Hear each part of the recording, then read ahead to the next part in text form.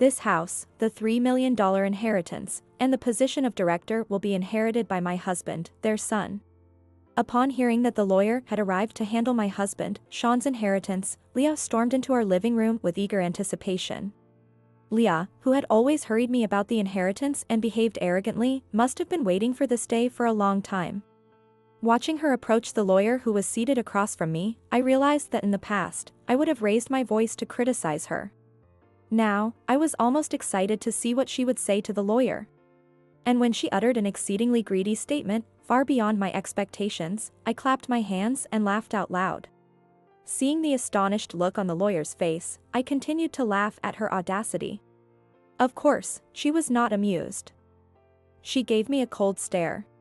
Do you really think you're going to get his inheritance? Are you sure? I snorted at her obsession with money. Pointing at David, my son, who had just arrived, she shouted that her son had a right to the inheritance. And I finally decided to tell her the truth. I am Carrie. I am turning 65 this year. I supported Sean, who worked tirelessly as a doctor for many years, as a dedicated housewife.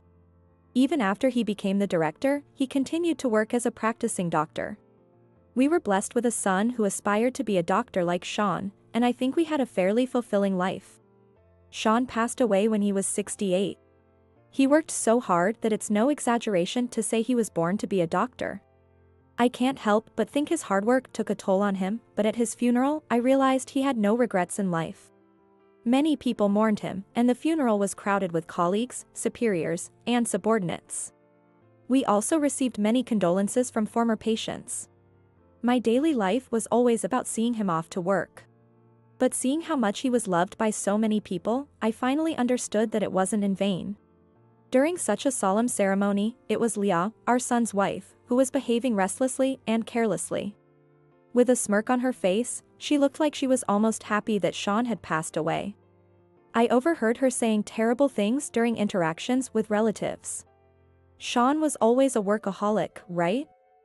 He probably didn't have time to spend money, so he must have saved a lot. Hearing such words from right behind me, I couldn't believe my ears.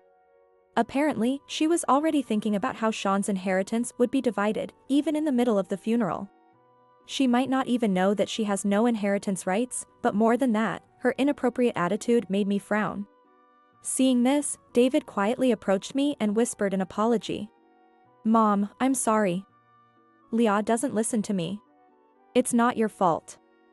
But if you think so, can you please keep her in check more firmly?" I knew even without David saying it that she had always been like this. I sighed, recalling her intolerable behavior. Even when I was busy with funeral arrangements, she came to our house without offering any help and didn't even say a word of sympathy or concern.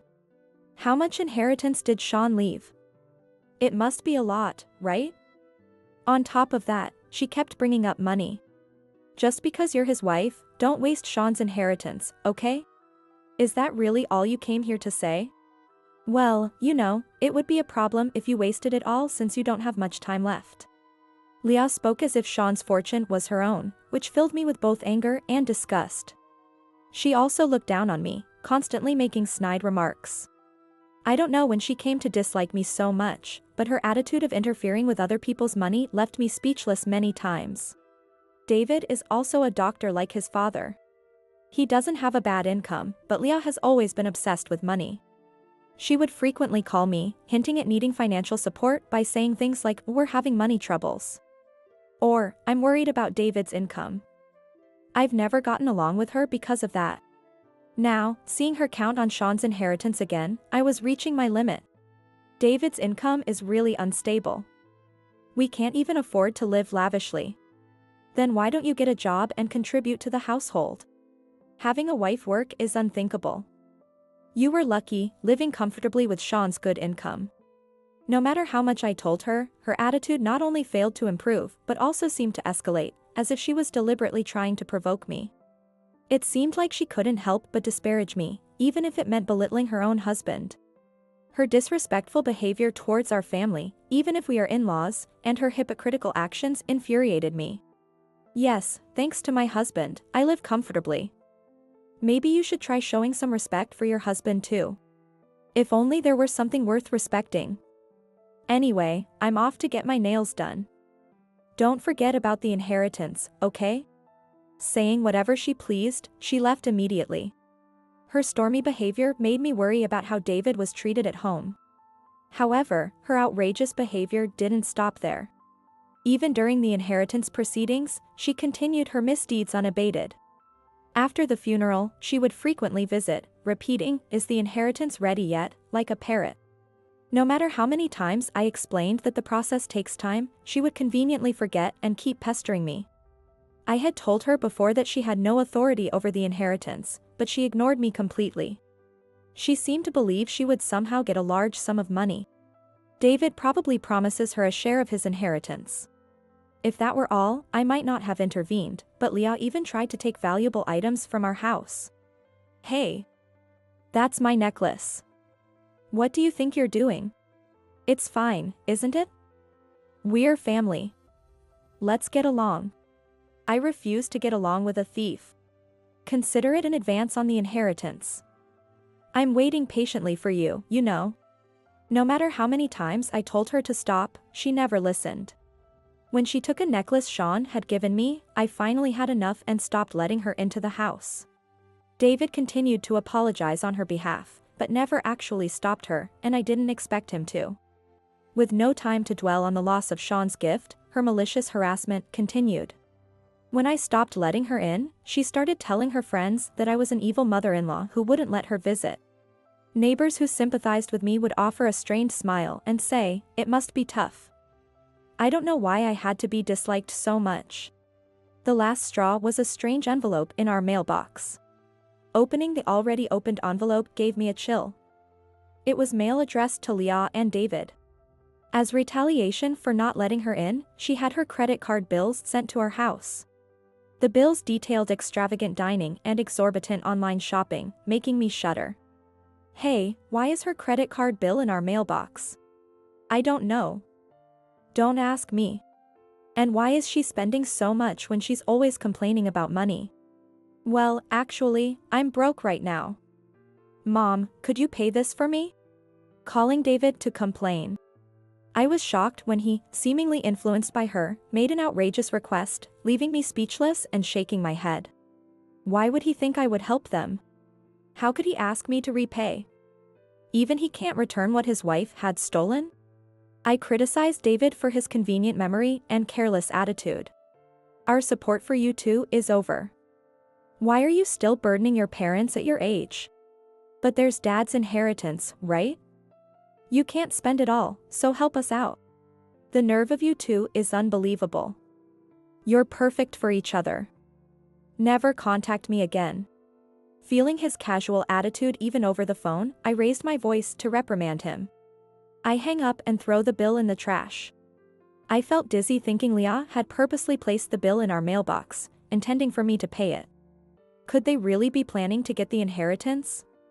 What should I do, Sean? Holding a picture of him, I found myself asking aloud. My anger and disappointment with David and Leah were so mixed up that I didn't know whether to be angry or depressed. I was worried about whether I could proceed with the inheritance. I struggled to reassure myself. I hoped they would eventually face consequences. The terrible attitude of them left me burdened with frustration as I proceeded with the paperwork alone. What offered me a lifeline was a will Sean had left behind. Reading his will, I decided to exact a bit of revenge on them. Thank goodness. You really were on my side, I said, feeling a sense of calm return as I gazed at the will. Determined not to simply comply with their demands, I clenched my fist. I decided to deliver a significant blow to them at the right moment. Feeling relieved by the thought of retaliation, I completely forgot about Leah's credit card bill. Although I had no intention of doing anything about it, she must have realized I had ignored it because she called me. Despite telling her that the inheritance process was still not completed, she accused me of delaying just to keep the inheritance for myself. And she continued to insult me. It's because you keep withholding the inheritance.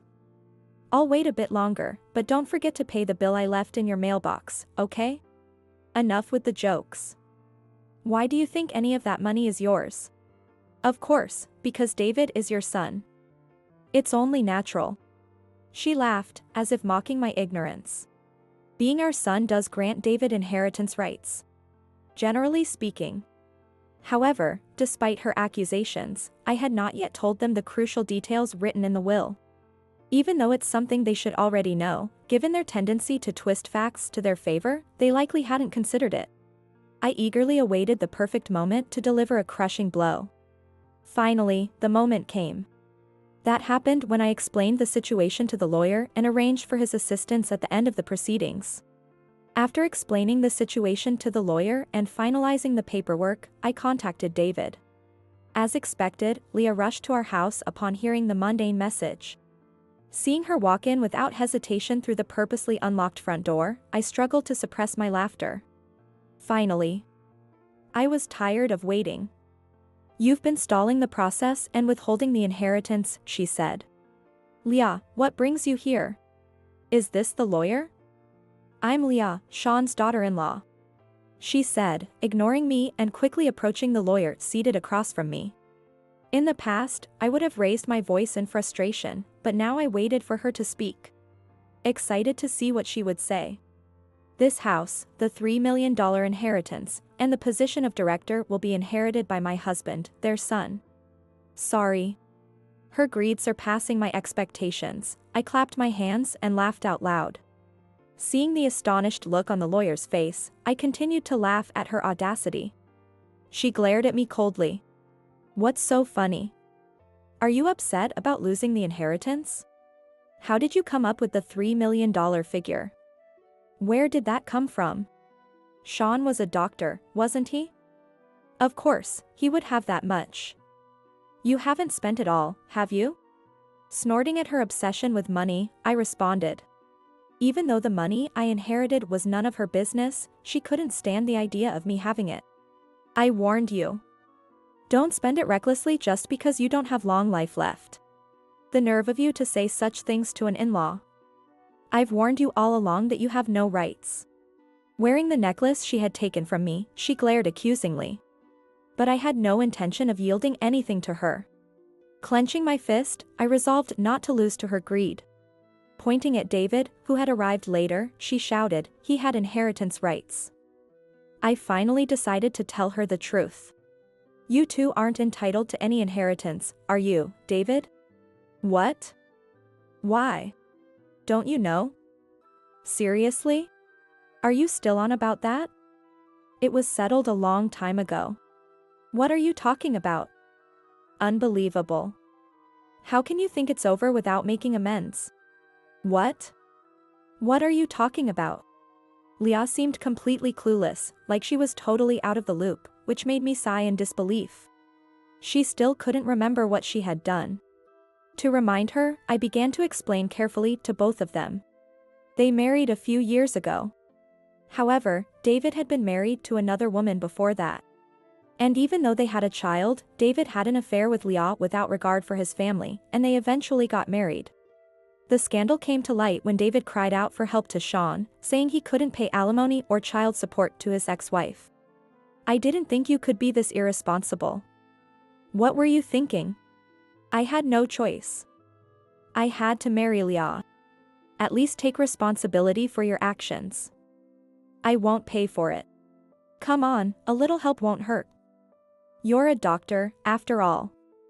You've got plenty of money." That remark lost his patience completely.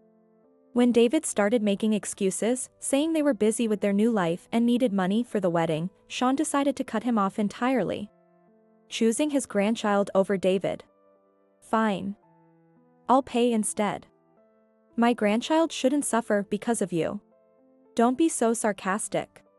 In return, I won't give you a single cent in the future. Don't expect any inheritance from me." David didn't take his words seriously, thinking it was just an empty threat. But Sean meant every word. He even skipped their wedding, saying, "Why would I celebrate someone who abandoned their family?" And never offered any financial help after that. "Dad, come on. One day you'll need us to take care of you. We're family. Can't you meet us halfway? I don't need your help, and I never will." David, knowing his parents were well off, tried to hint at future caregiving as a way to secure aid. but Sean never listened and put it all in his will. The will explicitly stated that everything would go to me and his grandchild from David's first marriage. Being old-fashioned and strict, Sean made sure not a penny would go to his son and his wife. I discovered this when Sean's lawyer showed me the will during the funeral arrangements. Remembering my anger at that time, I felt immense gratitude to Sean for leaving the will. So, David, you have no inheritance rights. The lawyer read aloud from the will. David and Leah were stunned.